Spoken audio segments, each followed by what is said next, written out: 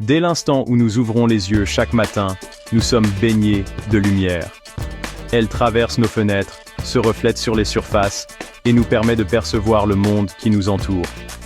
La lumière est une partie si fondamentale de notre existence que nous la tenons souvent pour acquise. Mais vous êtes-vous déjà arrêté pour vous demander ce qu'est réellement la lumière et comment elle se comporte? La lumière est une forme d'énergie qui voyage par ondes. Ces ondes sont composées de minuscules particules appelées photons. Lorsque ces photons pénètrent dans nos yeux, ils stimulent des cellules spéciales qui envoient des signaux à notre cerveau, nous permettant de voir. La lumière voyage incroyablement vite, à une vitesse d'environ 299 792 458 mètres par seconde. Cela signifie que la lumière du Soleil met un peu plus de 8 minutes pour atteindre notre planète. La lumière est essentielle à la vie sur Terre. Les plantes utilisent l'énergie lumineuse pour créer leur propre nourriture grâce à la photosynthèse, et nous dépendons des plantes et des autres organismes qui consomment des plantes pour notre subsistance. La lumière joue également un rôle crucial dans la régulation de notre cycle veille-sommeil, nous aidant à rester en bonne santé et alerte. Nous parlons souvent de la lumière comme s'il s'agissait d'une entité unique, mais en réalité, la lumière blanche est un mélange de différentes couleurs. Pensez à un prisme, un morceau de verre ou de plastique transparent et triangulaire. Lorsque la lumière blanche traverse un prisme, quelque chose d'extraordinaire se produit. Elle se sépare en un arc-en-ciel de couleurs. Cette séparation de la lumière blanche en ses couleurs constitutives est appelée dispersion.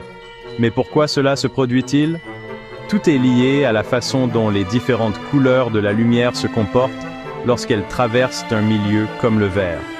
Chaque couleur de lumière a une longueur d'onde légèrement différente, que l'on peut imaginer comme la distance entre les crêtes de ces ondes. La lumière rouge a la plus grande longueur d'onde, tandis que la lumière violette a la plus courte.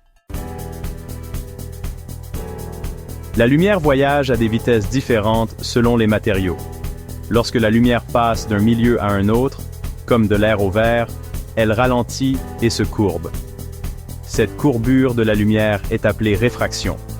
La quantité de lumière qui se courbe dépend de sa longueur d'onde. Parce que les différentes couleurs de la lumière ont des longueurs d'onde différentes, elles se courbent à des angles différents lorsqu'elles traversent un prisme. Imaginez un faisceau de lumière blanche frappant un prisme. La lumière rouge, avec sa longueur d'onde plus longue, se courbe moins que la lumière violette, avec sa longueur d'onde plus courte. En conséquence, les couleurs s'étalent, créant l'effet arc-en-ciel que nous appelons un spectre. La dispersion est une propriété fondamentale de la lumière, et elle a de profondes implications pour notre compréhension de l'univers. Au XVIIe siècle, un brillant scientifique nommé Isaac Newton a mené une série d'expériences révolutionnaires avec des prismes. Les travaux de Newton ont révolutionné notre compréhension de la lumière et des couleurs.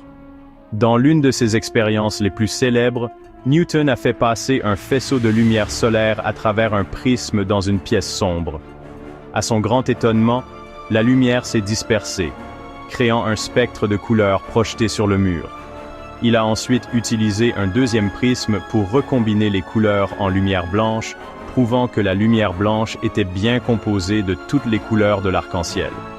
Les expériences de Newton ont démontré que la couleur n'est pas une propriété inhérente aux objets, mais plutôt le résultat de la façon dont les objets interagissent avec la lumière. C'était une idée radicale à l'époque et a ouvert la voie à notre compréhension moderne de l'optique et de la théorie des couleurs. Section 5. Le spectre dévoilé. Les couleurs de l'arc-en-ciel. Le spectre des couleurs produit par un prisme est une merveille. C'est une bande continue de couleurs, chacune se fondant parfaitement dans la suivante. L'ordre des couleurs est toujours le même, rouge, orange, jaune, vert, bleu, indigo et violet. On se souvient souvent de cet ordre grâce à l'acronyme ROIGBIV. Chaque couleur du spectre représente une longueur d'onde de lumière différente.